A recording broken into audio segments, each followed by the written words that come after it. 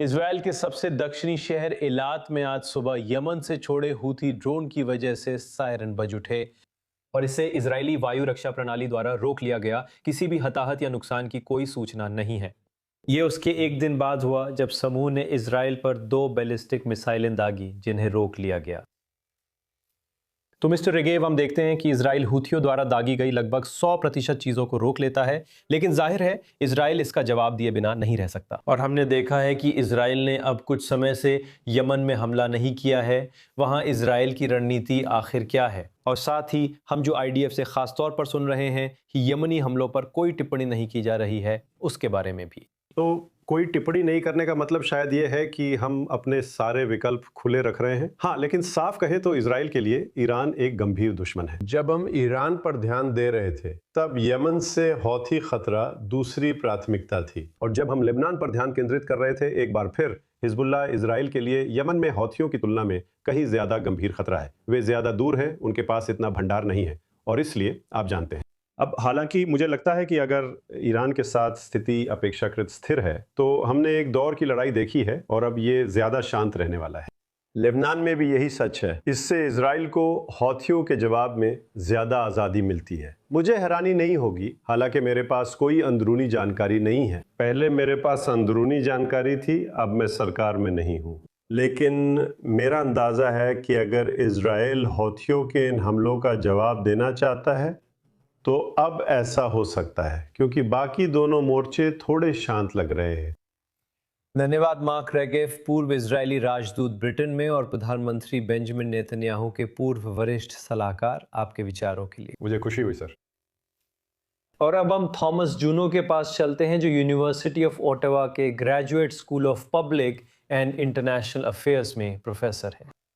Mister Juno, चलिए Yemen के बारे में बात करते हैं, क्योंकि आप यमन के विशेषज्ञ हैं। अब हौथी क्यों कथित तौर पर इजराइल के खिलाफ लड़ाई में शामिल होने का फैसला कर रहे हैं और वे इससे क्या हासिल करना चाहते हैं?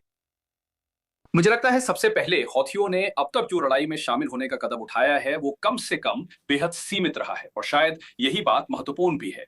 एक तो मिसाइलें भेजी जाती हैं जिन्हें इजराइल अपनी उन्नत वायु रक्षा प्रणाली से आसानी से रोक लेता है, और इनसे बहुत कम या कोई नुकसान नहीं होता।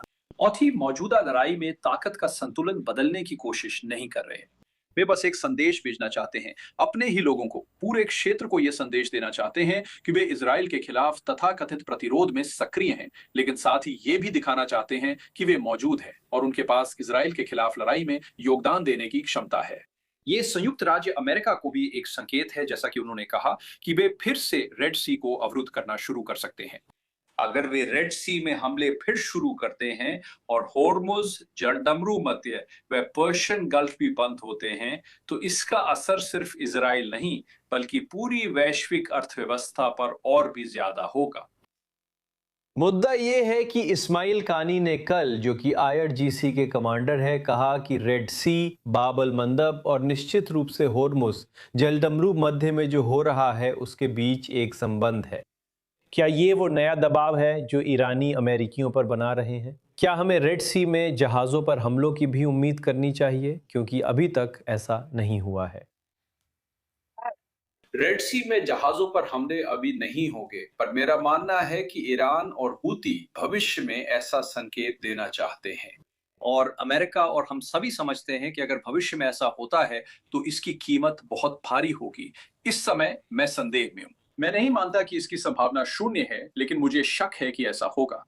ईरान फ्रंट्स की एकता का संदेश देना चाहता है। ये विचार है कि सभी मोर्चे, ईरान, लेबनान, यमन, गाजा, ये सभी आपस में जुड़े हुए हैं। इजराइल ने अक्सर इन क्षेत्रों को अलग करने की कोशिश की है। इजराइल, अमेरिका और ईरान के बीच ईरान व लेबनान में युद्ध पर बातचीत को अलग करने की कोशिश कर रहा है। ईरान चाहता है कि सभी मोर्चे और संघर्ष क्षेत्र जुड़े रहें, और हूथियों द्वारा वो मिसाइल दागकर वे ये संकेत दे रहे हैं, ये संदेश दे रहे हैं कि न केवल लेबनान और ईरान बल्कि रेड सी, ईरान और यमन भी एक ही बड़ा संघर्ष क्षेत्र हैं, अलग अलग नहीं। और इस समीकरण में और भी खिलाड़ी हैं निश्चित रूप से, और सबसे महत्वपूर्ण मैं कहूंगा यहां तक कि सऊदी भी, जो ईस्ट टू वेस्ट पाइपलाइन का इस्तेमाल कर रहे हैं। और निश्चित रूप से रेड सी में जहाजों पर हमले मूल रूप से उनकी तेल बेचने की क्षमता को पूरी तरह से रोक देंगे। लेकिन हूथियों और सऊदी के बीच भी एक समझौता है। अगर ऐसा हो तो सऊदी से क्या उम्मीद करें?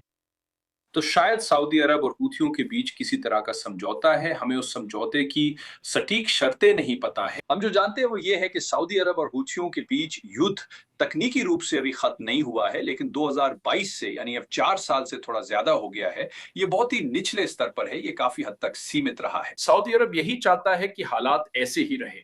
सऊदी अरब नहीं चाहता कि हूथियों के साथ उसका मोर्चा फिर से खुले, क्योंकि वो फारस की खाड़ी और ईरान के मोर्चे में व्यस्त है। कहा जा रहा है कि सऊदी अरब हूथियों को पैसे दे रहा है ताकि मोर्चा शांत रहे, हालांकि इसकी सच्चाई हमें नहीं पता। तो अभी अगर हम हूथियों के उस फैसले की बात करें जिसमें उन्होंने इजराइल पर मिसाइल दागी, कुछ मिसाइलें इजराइल पर दागी, और रेड सी में युद्ध का मोर्चा फिर से खोलने की संभावना है, तो ये ऐसी चीज है जिसे सऊदी अरब वाकई में टालना चाहेगा। हूथियों ने हाल ही में बातचीत जारी रखने के लिए एक प्रतिनिधिमंडल सऊदी अरब भेजा था। तो मैं मांग रहा हूं कि उन बातचीतों के हिस्से के तौर पर सऊदी अरब की तरफ से यह अनुरोध है कि हालात को सीमित रखा जाए। इजराइल पर कुछ मिसाइलें दागना ठीक है, पर उससे ज्यादा नहीं। हाँ, हम इन घटनाक्रमों पर नजर बनाए रखेंगे। बिल्कुल। बहुत बहुत धन्यवाद Thomas Juno, professor, graduate school of public and international affairs, university of Ottawa. बहुत बहुत धन्यवाद। धन्यवाद।